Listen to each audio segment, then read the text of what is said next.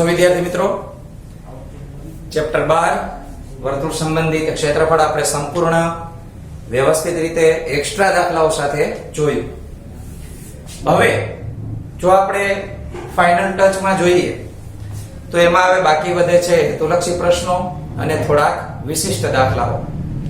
તો એના તરફ આપણે આગળ વધીએ. સ્વાધ્યાય 12.3 ની નીચે જ તમારે આ દાખલાઓ જોઈન્ટ કરવાના રહેશે, એટલે હેડિંગ મેં 12.3 જ રાખેલું છે. તો દાખલાઓની અંદર સૌથી પહેલો દાખલો કે જે એકદમ વિચિત્ર આપેલો છે આપણને, કે NCERT માં પૂછાયેલો દાખલો છે. તો જોઈએ આપેલ આકૃતિમાં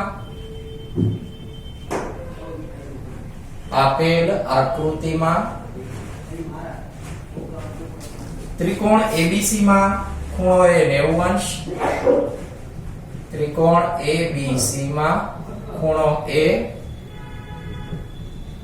બરાબર 90 અંશ, AB બરાબર 3 સેમી, AB બરાબર 3 સેમી અને AC બરાબર 4 સેમી છે. AB BC અને AC ને વ્યાસ લઈને અર્ધવર્તુળો દોરેલા છે. વ્યાસ લઈને અર્ધવર્તુળો દોરેલા છે. છાયાંકિત પ્રદેશનું ક્ષેત્રફળ શોધો. છાયાંકિત પ્રદેશનું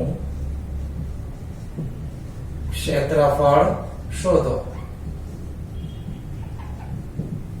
તો આકૃતિ કઈ રીતે આપેલી છે આપણે સમજીએ. સૌથી પહેલા આપણને અર્ધવર્તુળ આપેલું છે. આ અર્ધવર્તુળની અંદર અંતર્ગત કાટખૂણો એક આપવામાં આવ્યો છે, જે અહીંયા આગળ A બિંદુથી આપણે ત્રિકોણ બનાવશું. તો આ કાટખૂણો આપેલો છે આપણને, અહીંયા આગળ નામ આપ્યું છે B C. આ સિવાય અહીંયા આગળ આપણને બે અર્ધવર્તુળો દોરેલા આપેલા છે. એક અર્ધવર્તુળ અહીંયા આપેલું છે અને એક અર્ધવર્તુળ અહીંયા આપેલું છે. આ બંને અર્ધવર્તુળોની અંદર રેખાંકિત ભાગ આ રીતે દર્શાવવામાં આવ્યો છે. આ જે ભાગ આપણને રેખાંકિત કરેલો છે એનું ક્ષેત્રફળ આપણે મેળવવાનું થશે. તો આ ડિટેલ છે એ કઈ રીતે આપણે પહેલા વિચારવી પડે, મૌખિક સમજી લઈએ, જેથી કરીને આપણે સીધી ગણતરીમાં ભૂલ ન થાય. તો આ રીતની વિગત આપણને આપવામાં આવી છે. કઈ કઈ વસ્તુ આપણી પાસે આકારમાં જોવા મળે છે એ પણ પહેલા તમને બતાવી દઉં. ત્રિકોણ ABC માં ખૂણો એ 90 અંશનો છે. AB નું માપ આપણને 3 સેમી આપી દીધું છે, એ દર્શાવી દઈએ અહીંયા કે આ માપ 3 સેમી. AC નું માપ 4 સેમી, એટલે કે પાયો અને વેધ આપણને આપી દીધા છે. પછી કીધું છે એકવાર AB ને વ્યાસ લીધો છે, એકવાર BC ને અને એકવાર AC ને. તો આ AB વ્યાસ આ અર્ધવર્તુળ માટે થશે, AC વ્યાસ આ અર્ધવર્તુળ માટે, અને છેલ્લે વધે છે BC. તો BC માટેનું અર્ધવર્તુળ તમે અહીંયા જોઈ જ શકો છો, જે સૌથી પહેલા આપણે દોરેલું હતું. તો આટલા અર્ધવર્તુળો ટોટલ આમાં જોઈએ તો 3 અર્ધવર્તુળ છે અને એક કાટકોણ ત્રિકોણ છે. આના આધારે આપણે છાયાંકિત પ્રદેશનું ક્ષેત્રફળ મેળવવાનું છે. તો કઈ રીતે દાખલો થઈ શકે એને પહેલા તો આપણે મૌખિક વિચારીએ. એક વસ્તુ આપણને એટલે ક્લિયર ખબર પડે છે કે આમાં આપણે જે BC કર્ણ આપેલો છે પાયથાગોરસ થી મેળવવો પડશે. જેવા પાયથાગોરસ થી કર્ણ મળી જશે એટલે એને કહેવાશે, આ સફેદ અર્ધવર્તુળ દેખાય છે એનો વ્યાસ. વ્યાસ ઉપરથી આપણે ત્રિજ્યા મેળવશું, ત્રિજ્યા ઉપરથી આપણે અર્ધવર્તુળનું ક્ષેત્રફળ મેળવવાનું થશે. આ અર્ધવર્તુળનું ક્ષેત્રફળ મળી જાય પછી એમાંથી આપણે ત્રિકોણનું ક્ષેત્રફળ દૂર કરશું. હવે ત્રિકોણનું ક્ષેત્રફળ આપણે દૂર કરશું એટલે જે સાઈડમાં લઘુ વૃત્તખંડ જેવા સફેદ ભાગ દેખાય છે જ્યાં મેં 3 અને 4 એવું લખેલું છે, આ સફેદ ભાગ અહીંયા હાઇલાઇટ કરીને બતાવું છું. આ બે ભાગનું ક્ષેત્રફળ આપણી પાસે બાકી વધે.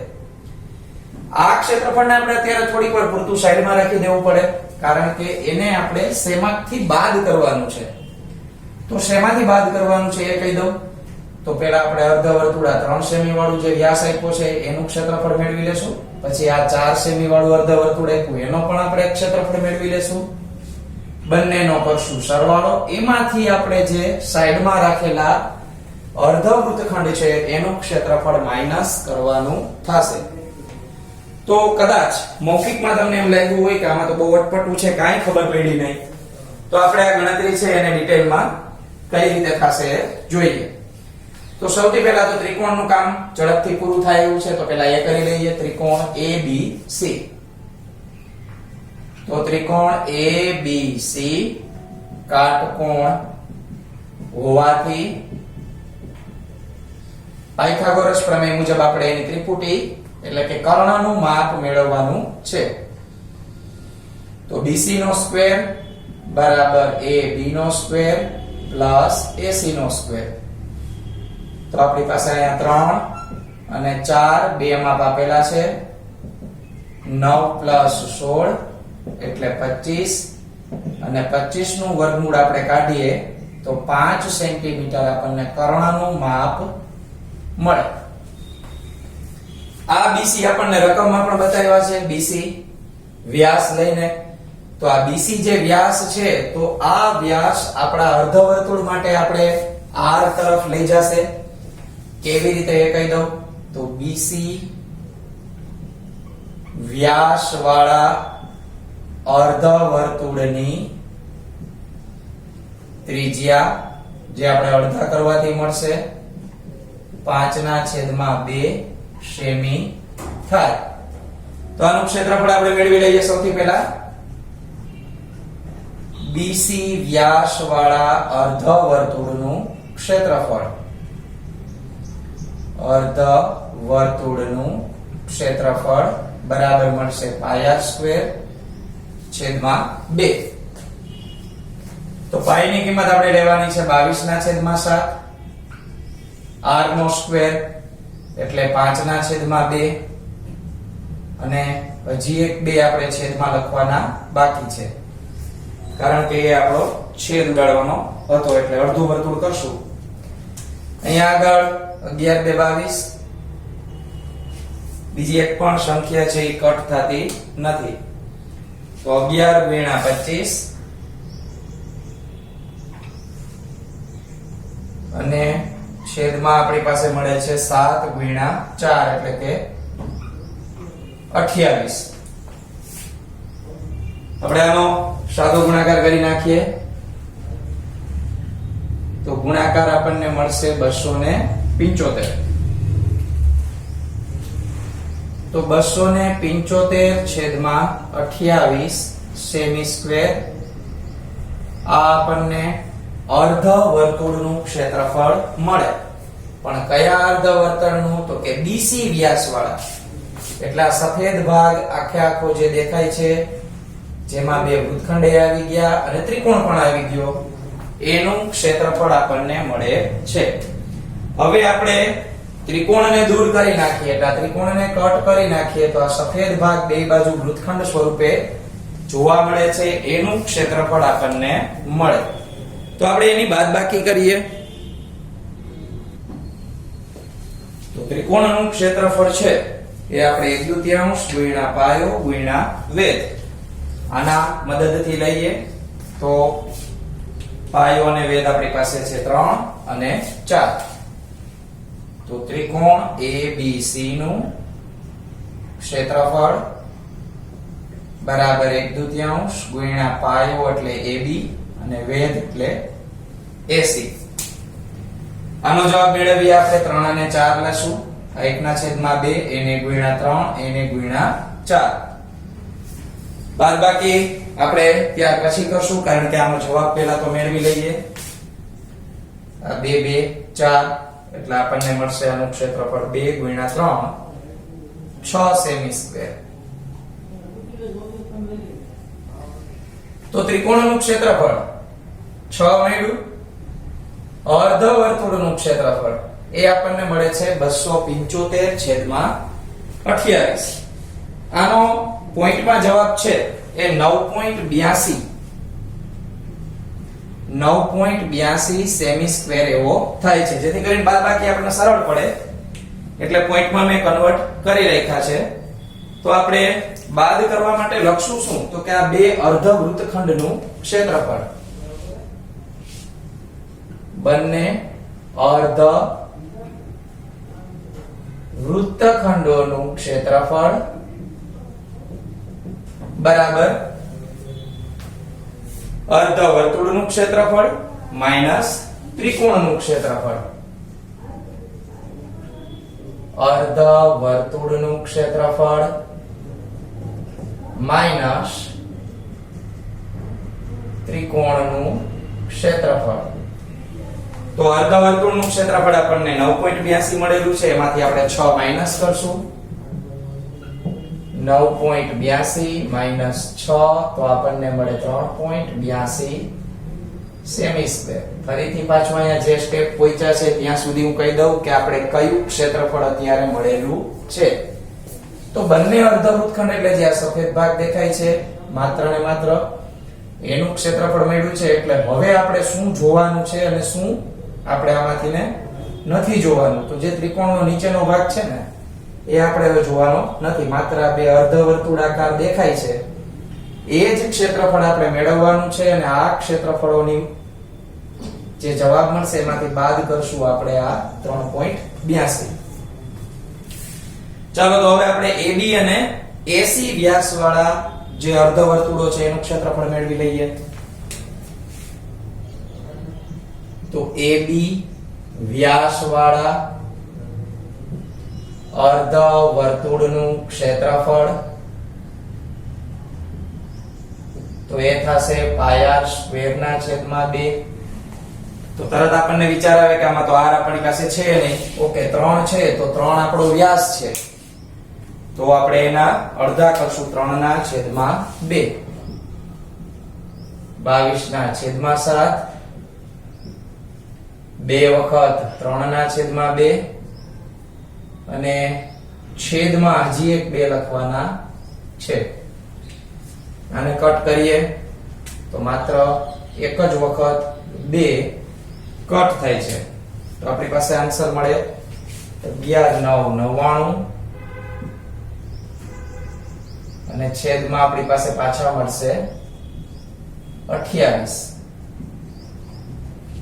આવી જ રીતે AB વ્યાસ વાળું એટલે કે આ વર્તુળ અર્ધ જે હતું અર્ધ વર્તુળ એનું ક્ષેત્રફળ મેળવ્યું. હવે આપણે AC માટે ગણતરી કરીએ. AC વ્યાસ વાળા અર્ધ વર્તુળનું ક્ષેત્રફળ બરાબર પાયર સ્ક્વેર છેદમાં 2. ગણતરી માટે આપણે 22/7 r એટલે આપણે 4 ના અડધા કરવાના રહેશે જે 2 મળશે અને છેદમાં આપણી પાસે અર્ધ વર્તુળ છે એટલે 2 લેવાના. છેદ ઉડાડીએ તો એક વખત 2 આપણે કટ કરી નાખીએ તો 44/7 સેમી સ્ક્વેર આવો આન્સર મળે. બંને અર્ધ વર્તુળોના વ્યાસ છે એ આપણે પ્લસ કરી દઈએ જે ક્ષેત્રફળ આપણને મળ્યા. તો લખીએ AB તથા AC વ્યાસવાળા અર્ધ વર્તુળોનું કુલ ક્ષેત્રફળ તો 99/28 અને 44/7. આ બંનેનો આપણે સરવાળો કરીએ. 28 છે એટલે આપણે એને લઈ લેશું લસા તરીકે. આની પાસે 28 કરવો હોય તો 4 સાથે ગુણાકાર કરવા પડે. તો તો 44 ને પણ આપણે 4 સાથે ગુણાકાર કરવાના રહેશે. તો ચોકે ચોકે 16 વધી 1 ચોકે ચોકે 16 ને 1 17. બંનેનો સરવાળો કરીએ. 9 ને 6 15 વધી 1 8 ને 9 17 વધી 1 275 છેદમાં 28 સેમી સ્ક્વેર. એ આપણને બે અર્ધવર્તુળો જે આખા જે છે એનું કુલ ક્ષેત્રફળ મળે. આ કુલ ક્ષેત્રફળ છે એને આપણે સૌથી પહેલા પોઈન્ટમાં કન્વર્ટ કરીએ તો એ થશે 9.82 જેટલું થાય છે. અને એમાંથી આપણે બંને અર્ધવર્તુળોનું ક્ષેત્રફળ બાદ કરવાનું રહેશે. અહીંયા આગળ તમે જોશો તો દાખલાની ગણતરી છે અટપટી, પણ પાછું એક ને એક આવી જાય છે. 275 છેદમાં 28 તો અહીંયા જતા તો એનો જવાબ આપણે 9.82 સેમી સ્ક્વેર લખેલો હતો. તો આ 9.82 સેમી સ્ક્વેર. તો હવે માત્ર એક જ બાદબાકી કરવાથી આપણને આનો ફાઇનલ આન્સર મળે છે. ગણતરી નાની ઘણી બધી છે આની અંદર, એટલે આપણે વિશિષ્ટ દાખલા તરીકે લઈ શકીએ આને. ત્યાર પછી આપણે ફરીથી પાછું આખું બધું હું તમને હાઇલાઇટ આપીશ કે આમાં શું કરેલું હતું આપણે. તો રેખાંકિત ભાગનું ક્ષેત્રફળ બરાબર 9.82 આપણને બંને અર્ધવર્તુળોનું ક્ષેત્રફળ મળ્યું. એમાંથી આપણે જે સફેદ અર્ધવૃત્તખંડો બાકી રાખ્યા હતા એનું ક્ષેત્રફળ માઈનસ કરશું તો આપણને મળશે 6 સેમી સ્ક્વેર.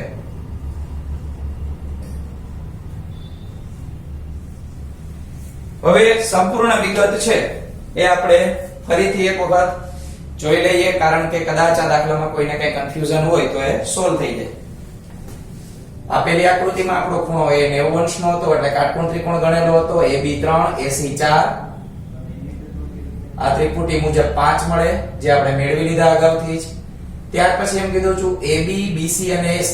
આ AB BC અને AC આ ત્રણેય વ્યાસ તરીકે લીધેલા છે. ત્રિકોણની ત્રણેય સાઈડને એને વર્તુળ અર્ધવર્તુળમાં ફેરવી નાખી છે. તો BC વ્યાસ લીધો તો આ સફેદ અર્ધવર્તુળ બન્યું. AB વ્યાસ લેવાથી અહીંયા આગળ ડાબી બાજુ અને AC જમણી બાજુ. આપણે રેખાંકિત પ્રદેશનું ક્ષેત્રફળ મેળવવા માટે સૌથી પહેલા આપણે જે BC વ્યાસ વાળું સૌથી મોટું અર્ધવર્તુળ હતું એનું ક્ષેત્રફળ આપણે મેળવવાનું થાય. તો કે એના માટે વ્યાસ 5 સેમી, ત્રિજ્યા થઈ 5/2. ક્ષેત્રફળ આપણને આ BC વ્યાસ વાળા અર્ધવર્તુળનું ક્ષેત્રફળ આપણને 9.82 સેમી સ્ક્વેર મળ્યું. એમાંથી સૌથી પહેલા ત્રિકોણનું ક્ષેત્રફળ માઈનસ કરી નાખીએ 6, એટલે કે આ ત્રિકોણ આપણે કાતરથી કાગળ હોય તો કટ કરી નાખીએ. હવે આપણી પાસે શું વધે કે આ કાન જેવો ભાગ દેખાય બે બાજુનો એ વધે. તો હજી કાન વાળો ભાગ જે છે એમાંથી ને આ સફેદ ભાગ હજી આપણે કટ કરવાનો છે. તો હવે એને કહેવાય બંને લઘુ વૃત્તખંડો. તો લઘુ વૃત્તખંડો કયા મળ્યા? તો 3.82. આ સફેદ ભાગ મળી ગયો આપણે કે જે આપણે છેલ્લે બાદ કરવાનો છે એને અગાઉથી આપણે 3.82 સ્વરૂપે આપણે મૂકી દીધા. હવે બે સાઈડના અર્ધવર્તુળો તો વ્યાસ 3 છે તો ત્રિજ્યા 3/2 લીધી, એનું ક્ષેત્રફળ આપણે મેળવી લીધું. 4 વ્યાસ વાળા વર્તુળ એટલે કે AC એની ત્રિજ્યા 2 લીધેલી હતી, એનું ક્ષેત્રફળ 44/7. તો આપણને આ બંને જે સાઈડના સંપૂર્ણ સફેદ કાળા ભાગ સાથેના ટોટલ ક્ષેત્રફળ આપણે અહીંયા કર્યું તો 9.82 મળ્યા. આપણે તો સંપૂર્ણ વ્હાઈટ અને બ્લેક આ બે અર્ધવર્તુળો છે એમાં ખાલી વ્હાઈટ કાઢી નાખવાના છે. તો 9.82 માંથી આ વ્હાઈટ એટલે આપણે અર્ધવર્તુળખંડો કાઢી નાખીએ તો 6 સેન્ટીમીટર સ્ક્વેર આન્સર મળે. તો થોડીક લોજિક લગાવવાથી કોઈ પણ દાખલો છે એ તમે કરી શકશો. અહીંયા આપણે દાખલાનું કામ પૂરું કરશું. નેક્સ્ટ લેક્ચર થી આપણે હેતુલક્ષી પ્રશ્નો ઉપર આગળ વધશું. એમાં થોડા વિશિષ્ટ દાખલાઓ અને સારા એવા જે આપણે મેં તમને વાત કરી હતી એક્ઝામ્પલર બુક છે કે જે આ વર્ષે સરકાર શ્રી દ્વારા બહાર પાડવામાં આવી છે કે પેપર સ્ટાઇલ કઈ રીતે આવશે અને કદાચ MCQ છે એની સંખ્યા 16 માંથી આ વર્ષ પૂરતી વધારવામાં આવે તો આ MCQ આપણને ખૂબ જ ઉપયોગી થશે, જે આપણે નેક્સ્ટ લેક્ચરમાં જોશું.